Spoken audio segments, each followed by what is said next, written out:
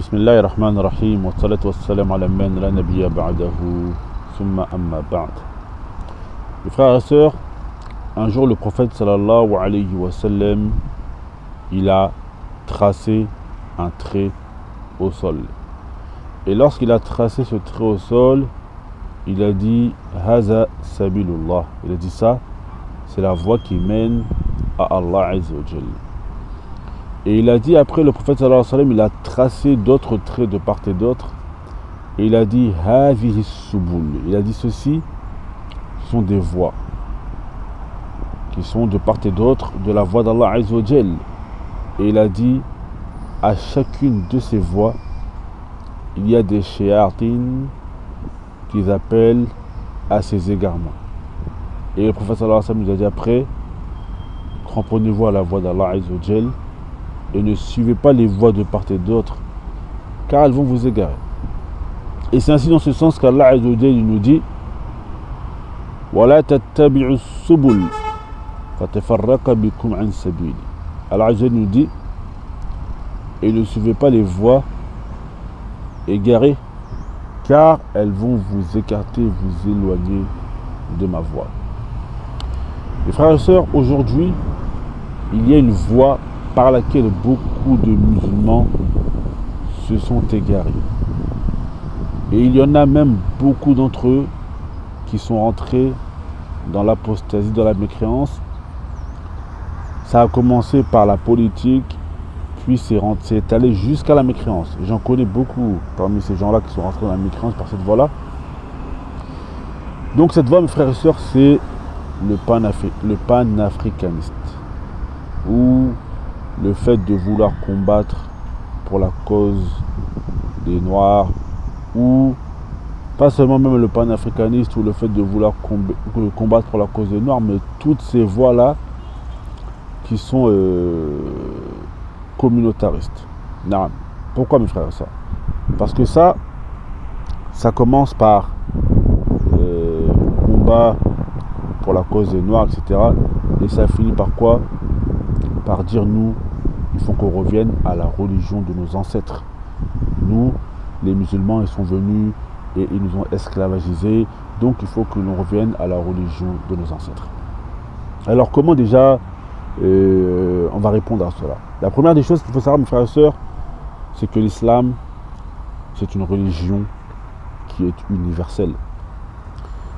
Dans notre religion islamique, une personne, elle peut avoir la même couleur de peau que toi, mais elle n'est pas ton frère.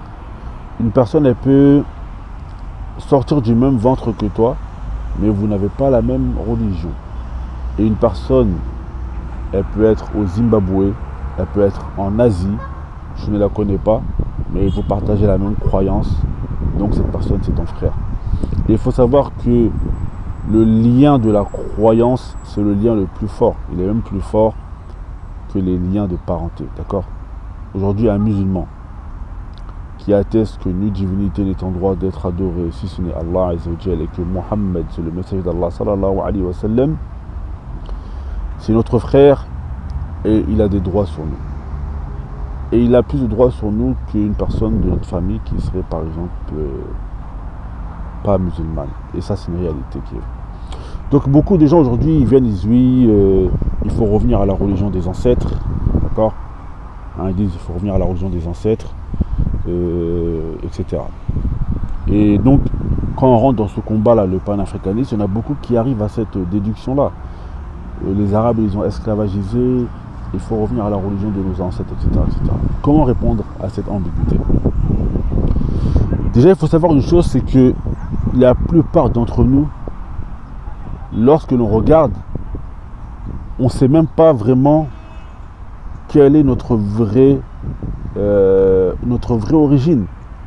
Par exemple, moi, lorsque je regarde mon ethnie, la plupart de mes ancêtres, ils viennent de l'Égypte.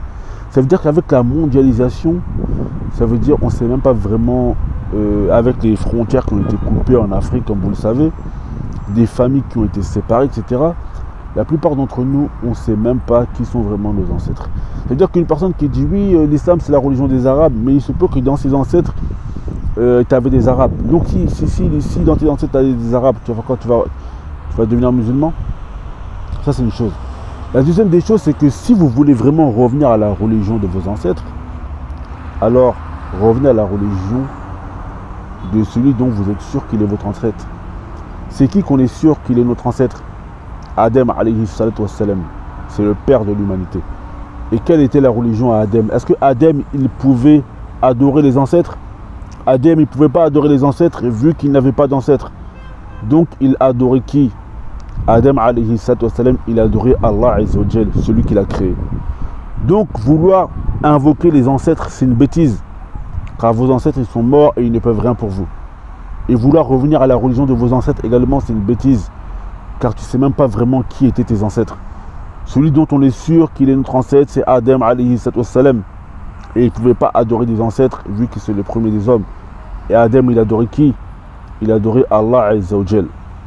Donc, nous on ne dit pas qu'on n'est pas pour la cause des Noirs. Oui, moi-même je suis noir. Et quand je vois des Noirs qui subissent des injustices, ça me fait mal. Mais je ne vais pas aller défendre une injustice pour entrer dans une autre injustice.